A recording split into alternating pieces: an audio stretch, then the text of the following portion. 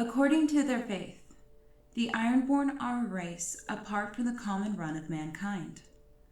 We did not come to these holy islands from godless lands across the seas, the priest Aron Saltan once said. We came from beneath those seas, from the watery halls of the drowned god who made us in his likeness and gave to us dominion over all the waters of the earth.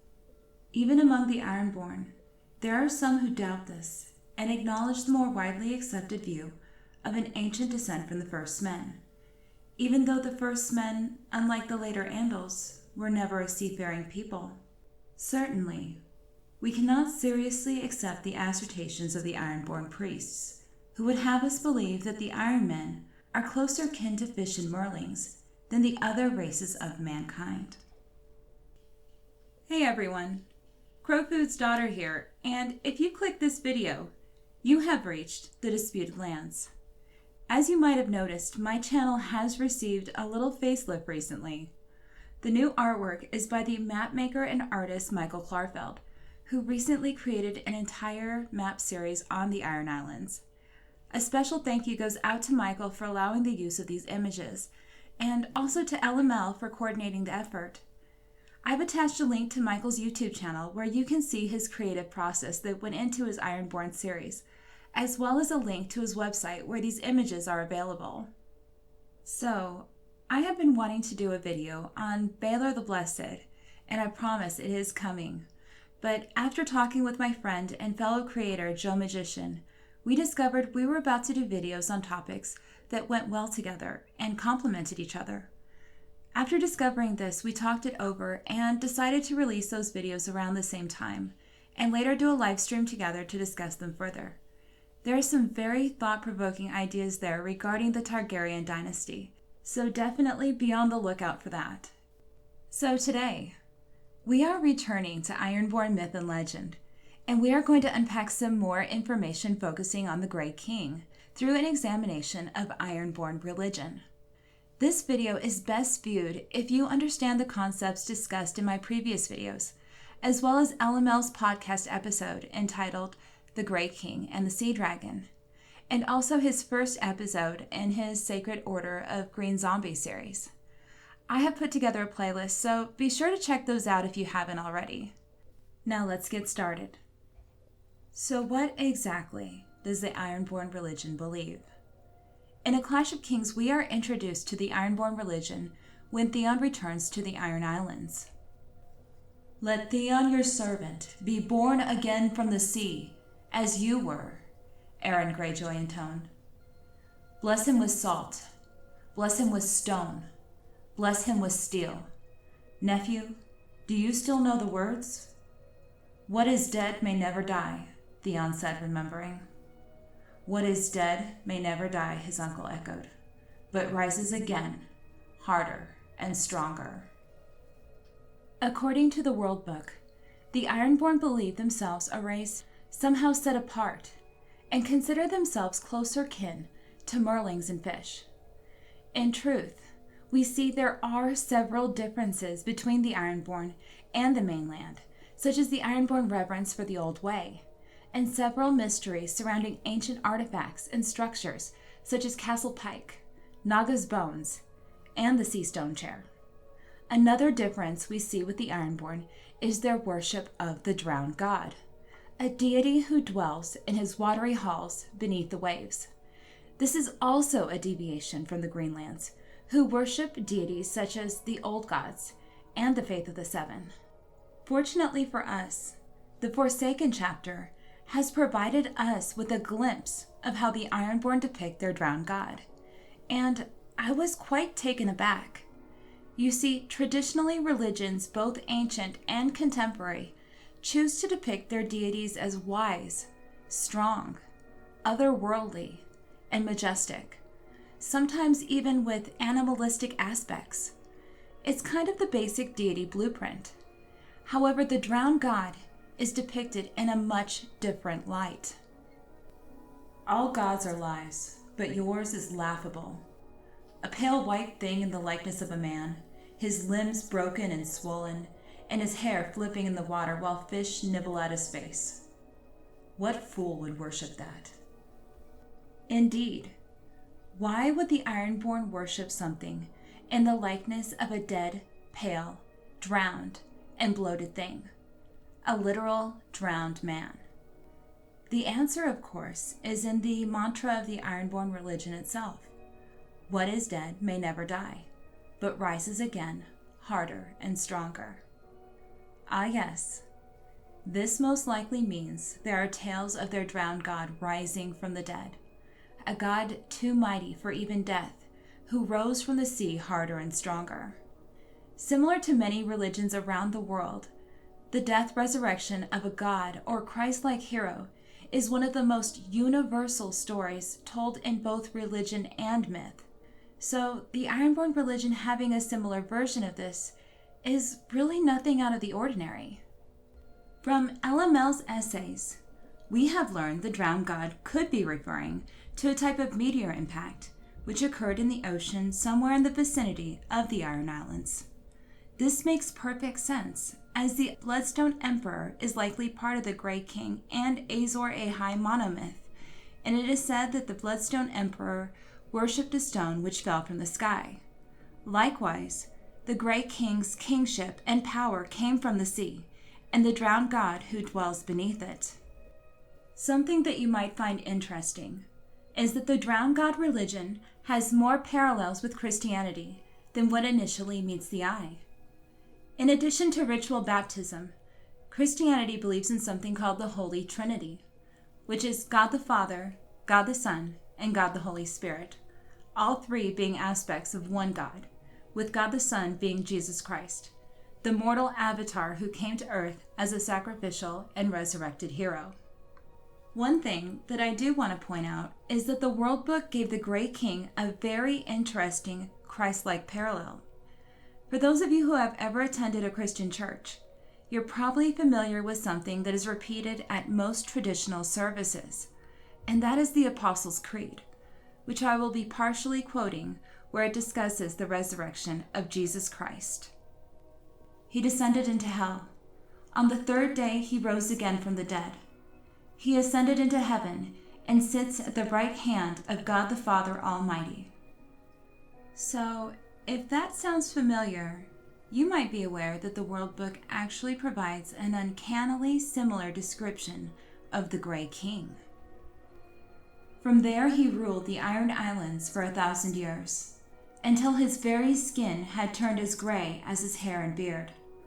Only then did he cast aside his driftwood crown and walk into the sea, descending to the drowned god's watery halls to take his rightful place at his right hand.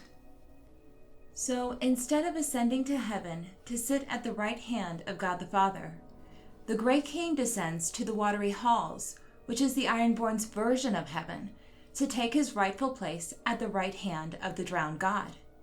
So in this telling of the Grey King legend, we see an integral relationship to the drowned god, as the Grey King is said to sit at his right hand.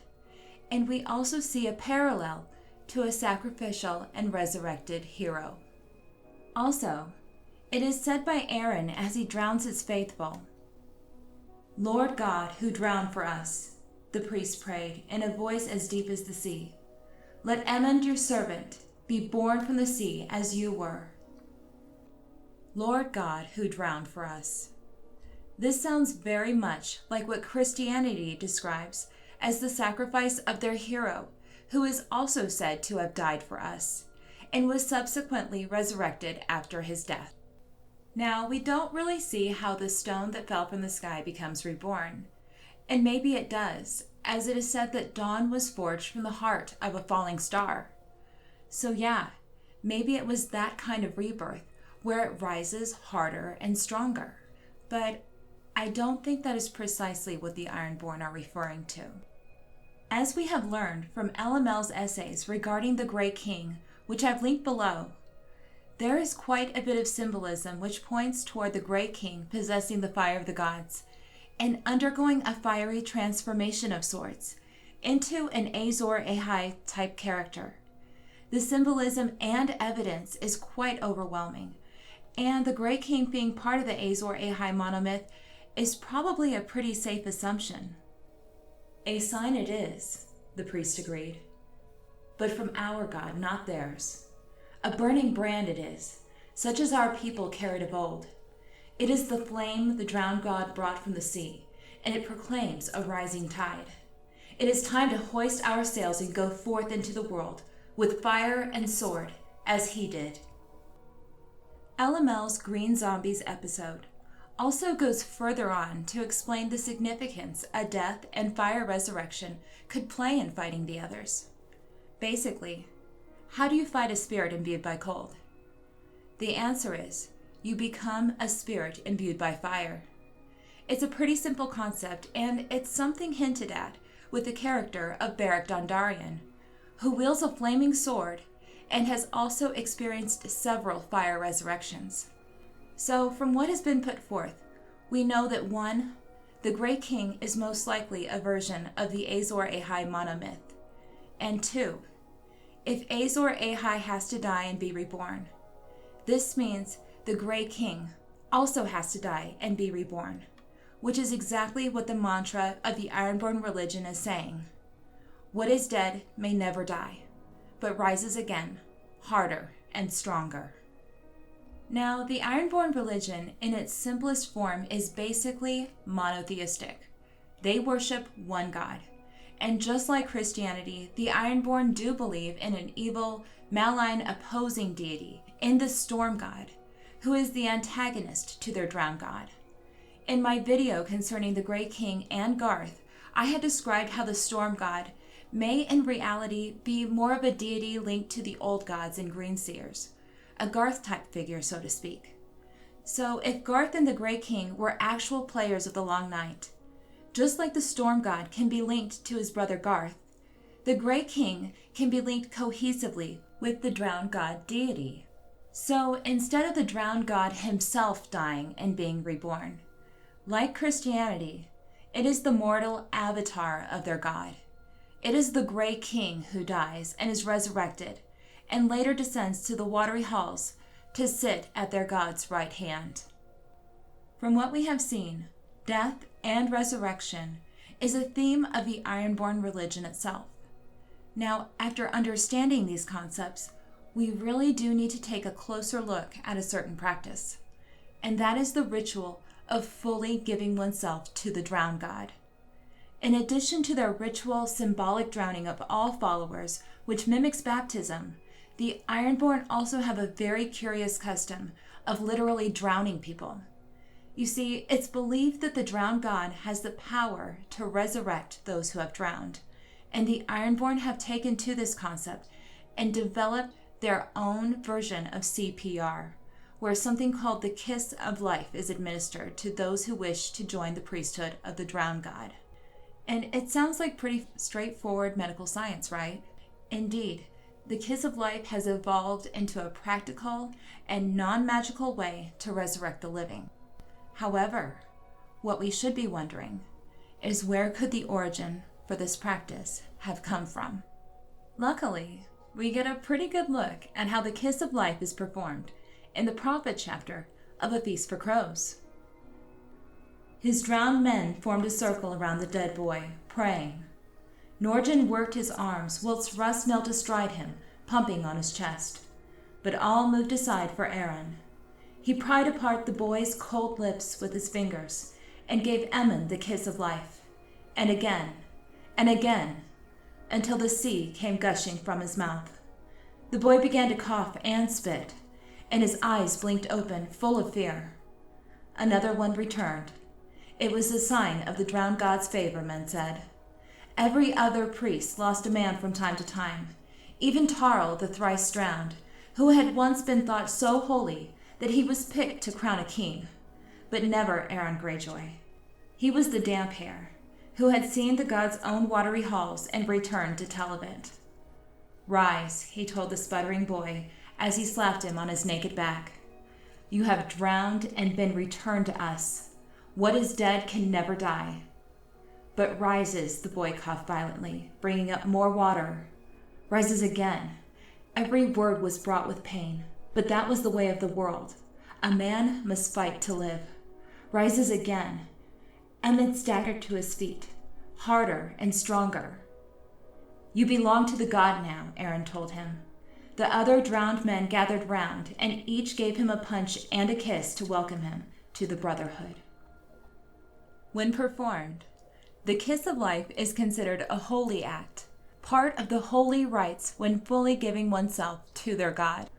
Now, when looking at this ritual, it seems like this is the key to the death and rebirth of their resurrected hero, a hero who drowned for them. A drowning with resurrection through something like a kiss of life could be the answer to how the Grey King's death and resurrection went down. However, there's one slight problem. Azor Ahai most likely experienced a fiery transformation, a fiery resurrection, like Beric. However, the Ironborn kiss of life isn't fiery or magical. And now this is where it gets interesting. Similar to the religion of the Ironborn, the religion of R'hllor practices a parallel holy rite when a follower of the Lord of Light dies. And this holy ritual is called the Last Kiss. In practice, priests of R'hllor fill their mouths with fire and breathe flame into that of the deceased, as they believe that fire cleanses. Now, much to the astonishment of Thoros, this last kiss is what resurrected Beric Dondarrion, and it is after these resurrections Beric began to reveal his corpse-like Azor Ahai Greenseer symbolism.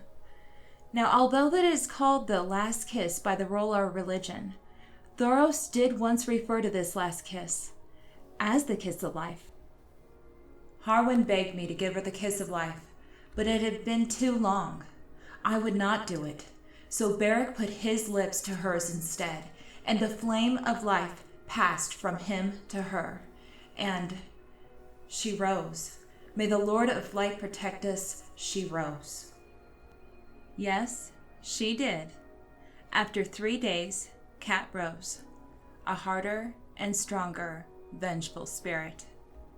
When looking more closely, I believe our author was quite sneaky with the deaths of both Catelyn and Beric by making their cause of death be not from drowning, yet still giving them the drowning associations.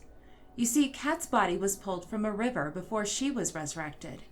In addition to Catelyn, Beric's body was also pulled from a river prior to his resurrection. In this case, it was the Mummer's Ford.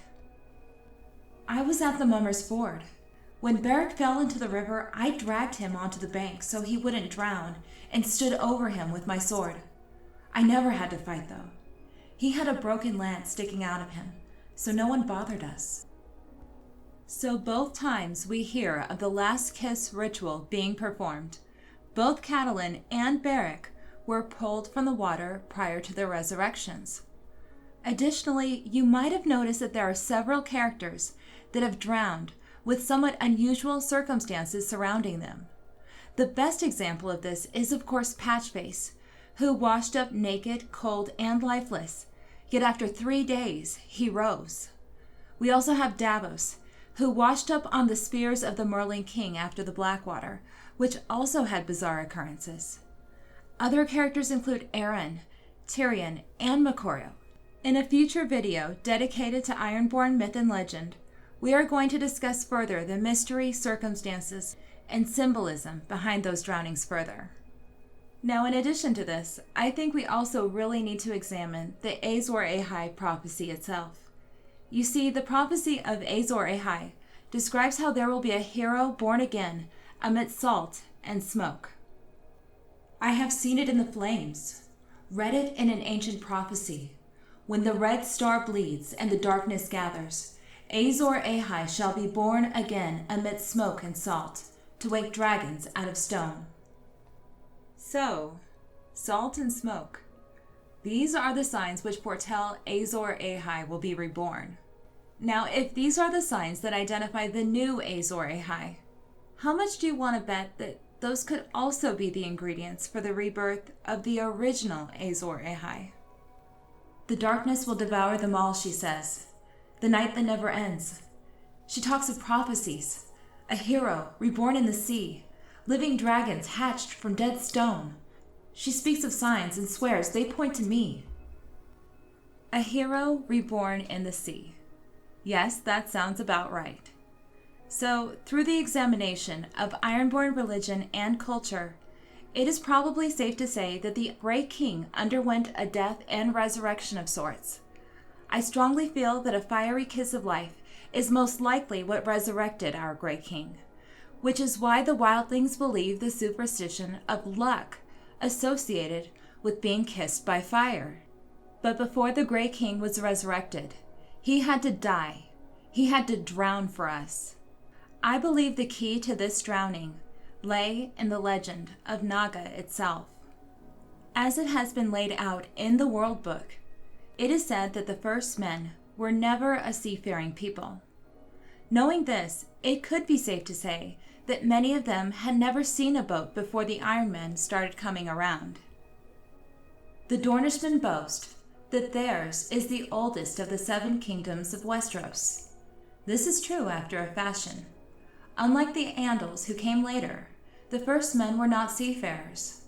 They came to Westeros not on longships but afoot, over the land bridge from Essos, the remnants of which exist today only as the stepstones and the broken arm of Dorne. You see, there's a pretty good chance that the Grey King did not originate in Westeros, but rather from the east. As mentioned earlier, the tale of the Bloodstone Emperor from the Great Empire of the Dawn is most likely another version of the Azor Ahai monomyth, except we see a less heroic side to this archetype. We hear of a man who cast down the true gods to worship a stone that fell from the sky, who practiced dark arts, torture, necromancy, and brought on the long night through usurpation and blood betrayal. And this is something that will be discussed in a future video, but just know that the Bloodstone Emperor and Azor Ahai legends came from the east. Then it's probably safe to say that the Grey King also came from the east. Something that lends support for this concept is in the Grey King myth itself, which states that he introduced seafaring culture to the Iron Islands. The World Book details that he taught men to weave nets and sails and carved the first longship. Now, it's possible that the Grey King was busy being innovative, creating all of these new technologies, but the most likely explanation for the Grey King introducing these concepts is that he himself came from a seafaring culture and brought the knowledge with him when he came to the Iron Islands. Now, after understanding these concepts, let's take a closer look at Naga. The sight made Aaron's heart beat faster. Naga had been the first sea dragon, the mightiest ever to rise from the waves. She fed on krakens and leviathans and drowned whole islands in her wrath. Yet the Grey King had slain her, and the drowned god changed her bones to stone, so that men might never cease to wonder at the courage of the first of kings. Naga's ribs became the beams and pillars of his long hall, just as her jaws became his throne. For 1,000 years and 7 he reigned here, Aaron recalled. Here he took his mermaid wife and planned his wars against the storm god. As many of you are already aware, there is a good possibility Naga is not the remains of a gigantic sea monster. There's a couple pretty good theories out there that I've discussed in a previous video that I've linked below. Now, the theory that I believe to be the most likely is the ship theory, which suggests that Naga's bones are most likely the hull of a large weirwood boat. It's something that the Grey King is said to have done, make ships out of weirwood. In addition to Naga being a ship, when I read the Naga myth, I see it as detailing what could be described as a shipwreck. Something that should be taken into consideration is the fact that cultures coming into first contact with more advanced civilizations and technology could result in those technologies being explained by the supernatural. So in this case, if a group of people were to see a large boat for the very first time, they wouldn't be able to say, "Oh look, there's a boat." Instead, they wouldn't understand what they were seeing, and they would have to rationalize it with what they know. So in this case, a great ship might result in it being labeled a sea monster of sorts. This could explain why we have a myth that describes Naga as a sea dragon rather than an ocean-going vessel. So now let's think about the hammer of the waters for a moment. You know, the drowning of whole islands. If a huge boat were on the waves of a massive supernatural storm, like the flooding of the world and the drowning of whole islands, viewed from the lens of an outsider, that ship would probably be associated with the unnatural storm. If this ship were to wreck and wash upon the shore, along with a certain survivor or a group of survivors, what would the first men have likely thought? Well, they probably wouldn't have rationalized it as the survivors strewn among the wreckage. Instead, they might have thought that person had slain the sea dragon. What is the wood of a wrecked ship? The answer to that riddle is driftwood, and the hammer of the waters is the answer to the Grey King's drowning. He went down with his ship, and the two were washed upon the shores of Old Wick. We did not come to these holy lands from godless lands across the seas, the priest Sar and Saltung once said. We came from beneath those seas, from the watery halls of the drowned god, who made us in his likeness, and gave to us dominion over all the waters of the earth. So, if the first men believed Naga was a sea dragon, where do you think the first men would have assumed the Grey King or other survivors had come from? Ashai? The great empire of the dawn? Probably not. They would have thought the Grey King came from the sea itself, which is why the Ironborn consider themselves a race set apart from the first men, and closer kin to fish and merlings. Well, that about wraps things up for today. My next project will be on Baylor the Blessed, as I've mentioned previously, so be sure to check out Joe Magician's video, which will also be coming out around the same time. We will be doing a live stream together discussing the prince that was promised prophecy, as well as the Targaryen dynasty. I know, sounds interesting, right? So be sure to be on the lookout for that. And one last thing. I promised my daughter she would be able to help me out with this video. So without further ado, here's Paige. If you like this video, be sure to give it a thumbs up, hit the subscribe button, and leave a comment below. Thanks for watching!